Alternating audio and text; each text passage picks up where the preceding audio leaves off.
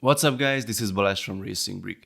We already had 3 LEGO Technic 1/8 scale supercars in the past 6 years, you can see them on the other wall.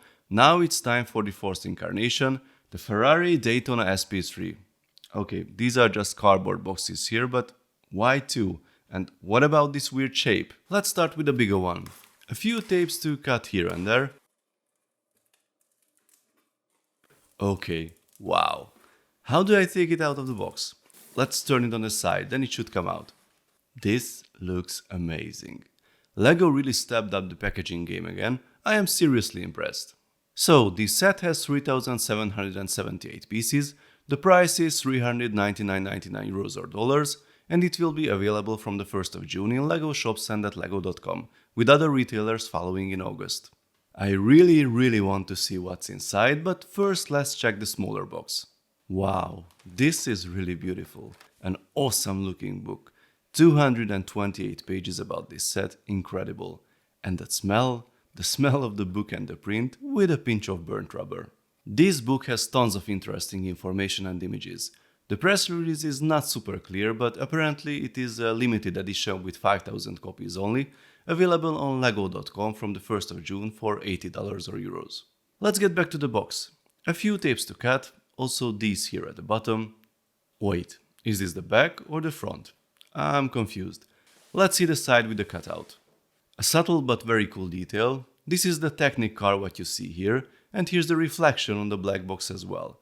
But if you remove it, then you will see that this is actually the original one below, so the two photos are carefully matched. Very cool. What do we have inside? More boxes. And what a design again. 3 numbered boxes. Let's start with the first one. We've got 2 massive manuals inside, and here are the first bags. So the first box contains 8 numbered bags, an unnumbered one, 3 loose big Technic frames and the 2 manuals. The manual is really thick and heavy. It begins with the promise of paper bags instead of plastic ones, while the first box only had plastic bags, but let's see what we will get in the others. I'm happy to see many details and background information being shared at the beginning, although it cannot compete with the entire book you've seen earlier. We have the text in English and German, which is a bit surprising as LEGO usually honors the licensing partner with its local language, and last time I checked, Ferrari's HQ was not in Germany. Anyway, we get a lot of information about the original car's design process, the Ferrari Icona series, lots of beautiful shots, and of course the man himself shows up. He is Uwe Wabra, senior designer at LEGO, who was working on many iconic Technic models previously, including the previous 1/8 scale supercar and multiple Ferraris from the Racers theme. Some cool details about the parts designed for the model, the beautiful drum lacquered rims, a few beauty shots, and then comes the first challenge of box 1, the gearbox and the engine. Let's start building. The process begins with the gearbox. There are 2 layers of these 11 by 15 frames. Does this look familiar for you? Let me help a little bit. Yes, exactly. So far this is an almost one-to-one copy of the Seance gearbox, well, except of the new style gears being used instead of the bevel ones. Yeah, still no big differences except of some colors. Here's a step with the orange wave selector that got some special video instructions with a QR code. Unfortunately it is not active yet. Adding this piece is not particularly difficult, but apparently the guys at LEGO thought that it needs some extra help based on previous feedback. At this stage there are already some structural differences, I guess due to the surrounding pieces that will come later, but the basic concept and the functionality did not change much. Of course, if it ain't broke, don't fix it, but if you wanted to see something very different from the previous generation, then you might be a bit disappointed. This is how the gearbox and part of the gear switching mechanism looks like. Now comes the rear axle. Okay, cool new part alert. I've seen these in the bags but wanted to see how they are used exactly. This is a new differential, or actually a new gear for the latest differential housing. It has 22 teeth and there's a special driving gear with it that has 14 teeth. This is how the setup fits in a 5x7 frame, seems to be pretty sturdy. Here's a quick size comparison with some other gears, and this is how it is built in this set. Okay, we have some quite unusual support structures here set at a very specific angle. The reason? New shock absorbers. Well, not totally new, since we could see this design already in the BMW motorbike, although that one had blue plastic fake springs on the outside. Usually color-coded shock absorbers mean different stiffness at LEGO, but that's not a rule written in stone. In this case, honestly, I'm not sure. They feel pretty much the same, both are extremely hard to compress. The Lamborghini had two of these smaller hard ones, but the new one seems to be even harder than them, so the suspension should be fine here. As you see, that strange angled superstructure was made for these shocks, and we've got an interesting assembly on the other side as well with all these different half beams. After adding the wheel hubs and a few more pieces, we've got a quite robust and sturdy axle. And now it's time to attach these two assemblies. Actually, it's a better idea to do this on a steady surface. Fans of the classic engine blocks will be happy to see this V12, but I'm sure there are some others who would have preferred to see something fresh here with a new design. And this is how the build looks like at the end of phase 1. Phase 2 begins with some nice flip-flop beam and frame stacking. This extends the chassis towards the front. Here are the first items for the gear switching mechanism, and this is the stepper with the pedal shifters. The last piece is for this puzzle, and the sequential gearbox is now functional. By the way, did you notice that the new style black pins are matte black, while the old ones were shiny black? Here's the front axle. It has the same shocks as at the rear, but the whole structure seems to be less robust. Adding the steering rack and a few other bits and pieces, and we are at the end of box 1. At this point we can still take a closer look at the drivetrain.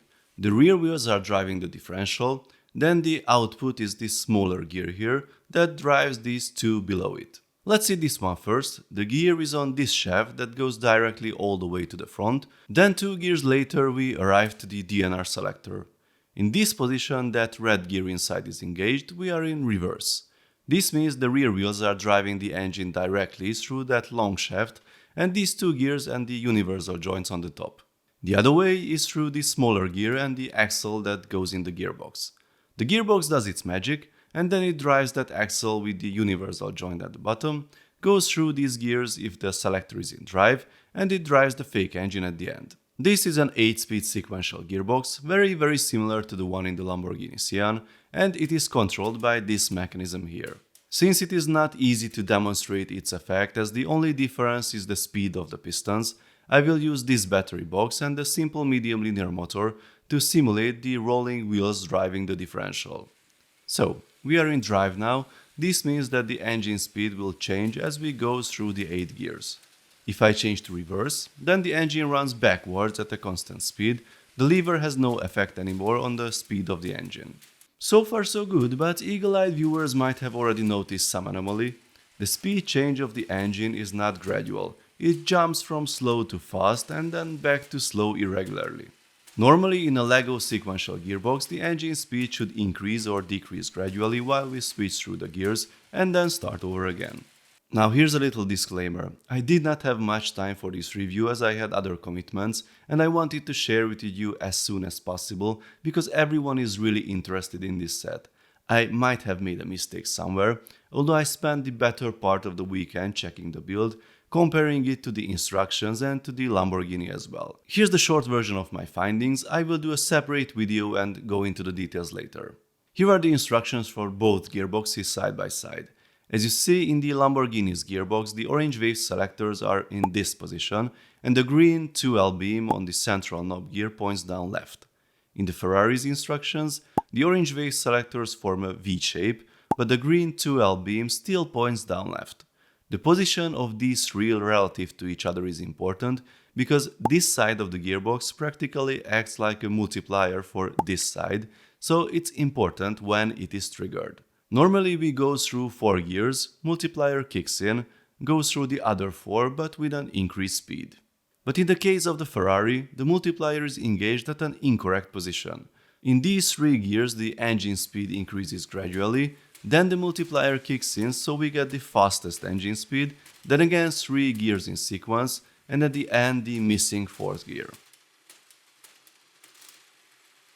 So, to make the manual of the Ferrari correct, these green 2L beams should point to the bottom right direction during the assembly. That would make it work correctly. As I said, I will do more tests after this review and will share the results with you in a separate video. Let's move to box 2. It has 14 numbered bags with 3 building phases. We are making the base wider and wider with lots of long beams and also continue the build at the rear. Check out that subtle angle of this frame I just added. A tricky step that is not really marked in the manual. This panel should fall down and it is connected at a slight angle before we can add the flip-flop beam. There's an interesting linkage on the side, I assume it belongs to the door opening mechanism. Here is our first printed piece for the steering wheel, and a nice move from the designers allowing a proper configuration. We can center the steering wheel and align the front wheels first, then slide the gear in place. End of phase 3. Phase 4 begins with this panel for the side, and honestly I'm not sure why that beam needs this amount of pins for support, but apparently they wanted to make that connection rock solid. It worked. Then we start to build the front end, and this is the point where the first book ends. There are quite a few complex angles already in this assembly. Now here comes a flex axle. And here's the tip of the nose with a nice Ferrari branded toilet paper roll in the middle. By the way, according to the book, this piece was developed for this set, so despite its appearance in other sets prior to Ferrari, this was the reason why it was born. The fins at the corner are fully brick built. We have an interesting slanted sandwich structure here. It gets better and better, easily the most detailed assembly of the set so far. Actually, I think the front end has more details than the whole chassis altogether. Literally everything is brick built here. We've got some cool new triangular panel fairings here, numbers 62 and 63. The front assembly is finished, time to attach it to the main one. These wheel arches were only available so far in lime in the Lambo, nice to see them in red. Here's a printed tile with the gauges, and this will be the top of the dashboard. End of phase 4. I'm sure this will be a controversial point of the set, the simulation of the windscreen with the flex axles. I'm not a fan of body shaping with flex axles, but this one looks appropriate here for me. The engine cover has some nice Ferrari prints, but it also means that we won't see much of the V12 engine unfortunately. An old piece in new color, cool. This thing will become the engine cover somehow. I don't see that yet. Quite unusual sight in a Technic set, classic window pieces, and a pretty cool connection method with the jumper plate and the connector piece. This structure really has interesting connection angles. Another neat solution to hold these panels at a specific angle, and then something I never expected to see here, these curved lift arms are held in place by flex axles only. Honestly, I'm not a fan of this solution. It is very difficult to push them in place properly and to arrange them. And yet another new piece, a 3-module wide version of the modified 2x5 curved lift arm we got earlier. We finish the paneling over the rear wheels, then the whole assembly goes in place. Once everything is connected, the opening mechanism can be tested. All we need to do is fill a few gaps. There are some neat angled superstructures here as well. And here we are, end of phase 5. Time to open box 3. It has 8 numbered bags, 4 rims, 4 tires and a printed UCS style plaque.